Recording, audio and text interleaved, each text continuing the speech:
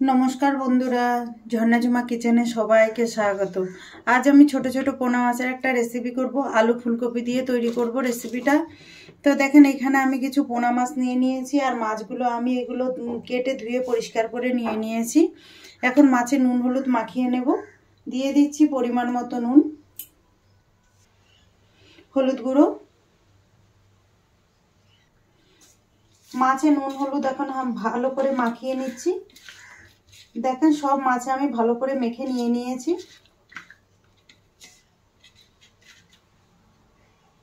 কড়াই গরম হয়ে গেছে, এখন আমি কড়াইতে দিয়ে দিচ্ছি সরষের তেল।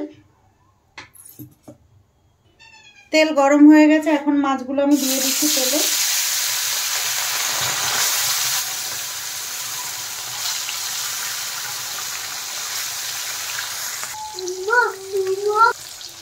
মাছগুলো এক সাইড ভাজা হয়ে গেছে, এখন পাল্টে দেব।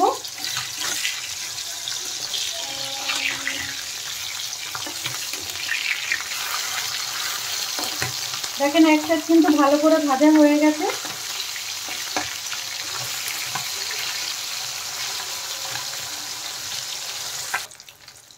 মাছগুলো দেখেন ভালো করে ভাজা হয়ে গেছে, এখন আমি তুলে নিচ্ছি।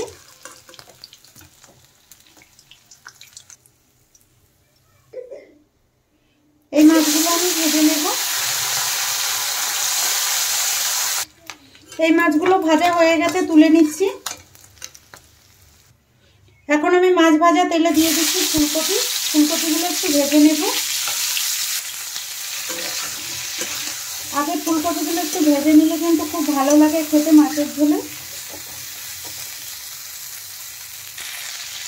ফুলকপিতে দিয়ে দিচ্ছি পরিমাণ মতো নুন, সামান্য হলুদ গুঁড়ো।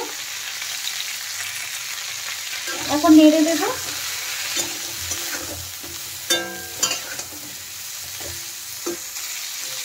দেখেন, ফুলকপিগুলো ভাজা হয়ে গেছে, ভালো করে আমি ভেজে নিয়েছি ফুলকপিগুলো। এখন তুলে নেব।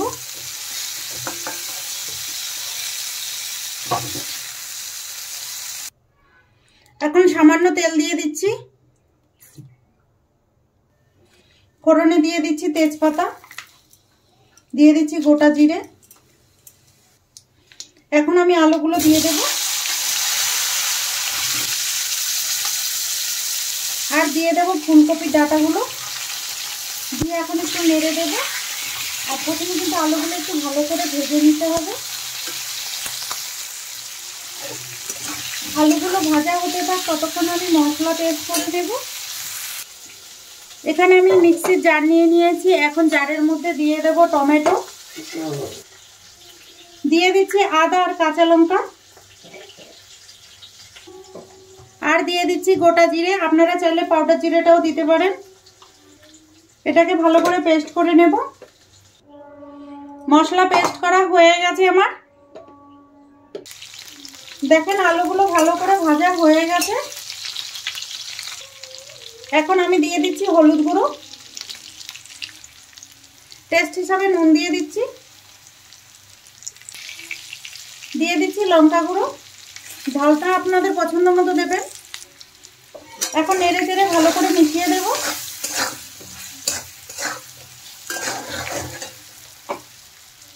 এখন পেস্ট করা মশলাটা দিয়ে দিচ্ছি।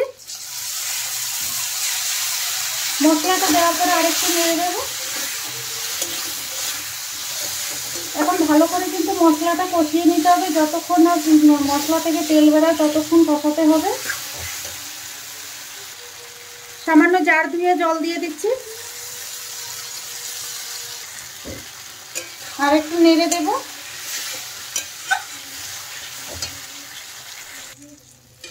দেখেন, মশলা থেকে তেল ছেড়ে আসছে। এখন আরেকটু নেড়ে দেব।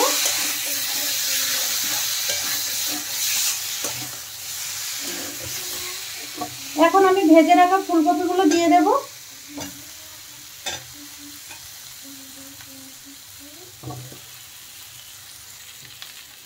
ফুলকপিগুলো দিয়ে আরেকটু নেড়ে চেড়ে কষিয়ে নেব। মশলার সাথে ভালোভাবে ফুলকপিগুলো মিশিয়ে নেব। দেখেন, কষানো হয়ে গেছে। এখন আমি জল দিয়ে দেব।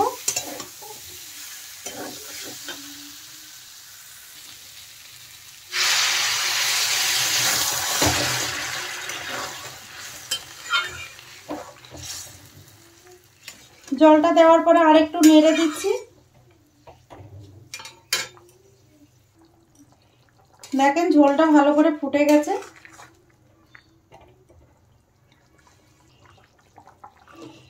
এখন আমি ভেজে রাখা মাছগুলো দিয়ে দেব।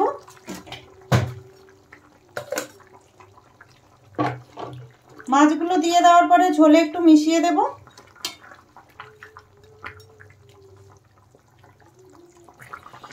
এখন আমি ঢাকনা দিয়ে একটু ঢেকে দেব। এখন ঢাকনা উঠিয়ে দেখে নেব।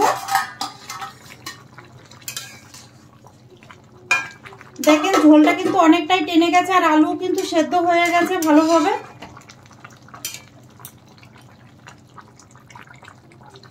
এখন আমি দিয়ে দিচ্ছি গরম মশলা গুঁড়ো। আপনারা চাইলে এখানে কিন্তু ধনে পাতাটাও দিতে পারেন, আবার জিরের গুঁড়ো দিতে পারেন।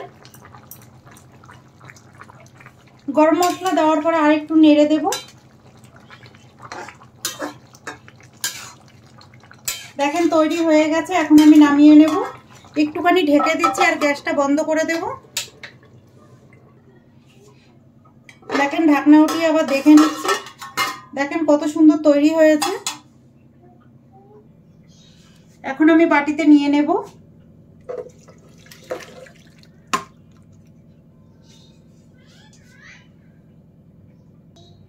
মাছের ঝোলের এই রেসিপিটা যদি আপনাদের